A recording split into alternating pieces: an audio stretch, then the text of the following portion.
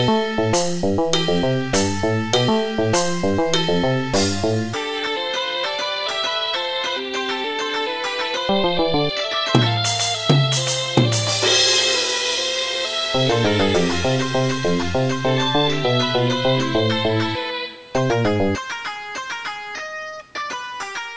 Jabbapop, you got the stuff? Of course, man. Well, I've been looking forward to this for a long time. Let's get down with it. Oh boy, hummus, putting on the Ritz Crackers. This is some classic kind of stuff going on here. Did you know that Sabra is the official dip sponsor of the NFL? That's, for you uninitiated, the National Football League. So during the big game, I imagine a bunch of fans, rather than simply partaking of joyous exuberance with preteen prostitutes and coke parties, instead they got down with the classic hummus, and I think that's responsible. And the Ritz Crackers, with a hint of salt. Now there's consumer choice for you. You don't have to choose the high salt classic flavor, folks. If you've got some kind of health concern, you can always choose the low salt version.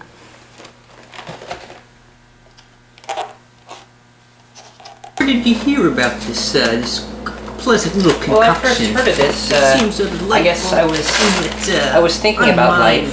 Place of friends. You know, the classic song by Taco, Putting on the Ritz.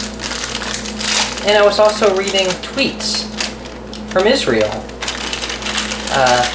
Here it is. These are a little bit crushed crackers. I don't think we're going to use these. But I thought, what better way to mix the two, the Ritz and Israel, than Ritz Crackers with hummus.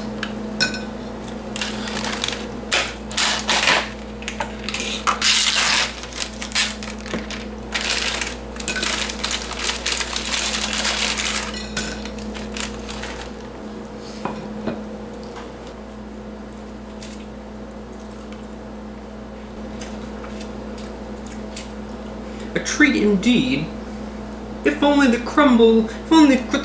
crackers didn't crumble inside the hummus. I don't know what the Ritz is trying to put on, but it's kind of a messy operation.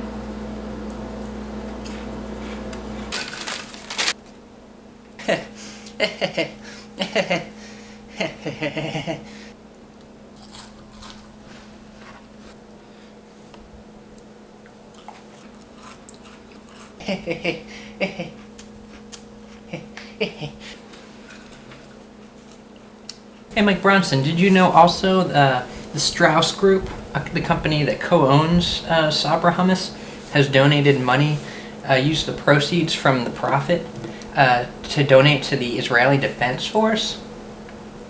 Yeah,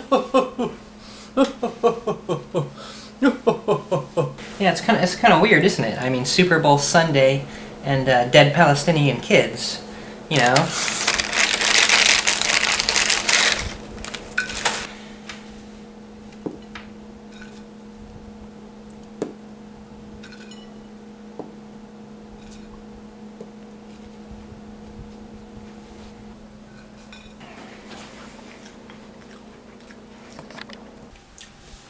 You know, I'm just glad we live in America, where we're worlds away from that kind of stuff, and all of our politicians make the hard decisions for us. Could you please pass the hummus? I'd like a little bit more. Oh yeah, here you go.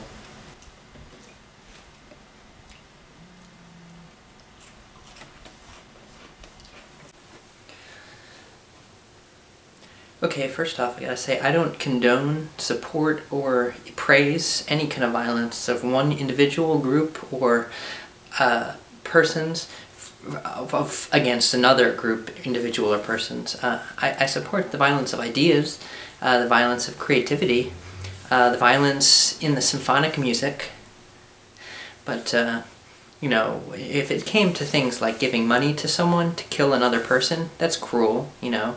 Just look at the law. In hitmen are punished not as badly as the people who pay the hitmen. They're punished too I think sometimes that you can't avoid giving money to people who end up killing people. It's unavoidable. You can try to make it a philosophical point to avoid it as often as possible. But you know, I'm no Bono. I know you two, or Bill Gates, Bill and Melinda Gates. I don't have a capacity to exert influence on a grand scale. It's up to my handlers. It's up to those in charge, those in power. I can express my voice, and I can try my hardest to let people know that I don't stand for certain things. But there comes a time and a place, I know some people say, there comes a time and a place where that doesn't get you nowhere. You gotta take action yourself, and that can go to a slippery slope. And then you end up killing people. And that's the exact opposite of what you intended to do to begin with. And so, what can you do? Tolstoy said you have to resist evil through non-resistance, and just completely clamp shut when it comes to, clamp the drawbridge shut when it comes to, maybe shut would be open for the drawbridge, and this would be down would be open and up would be shut. It's kind of counterintuitive, isn't it? But you have to just ignore it, or not ignore it, but don't act towards it. Only do good, never do evil. And that's pristine.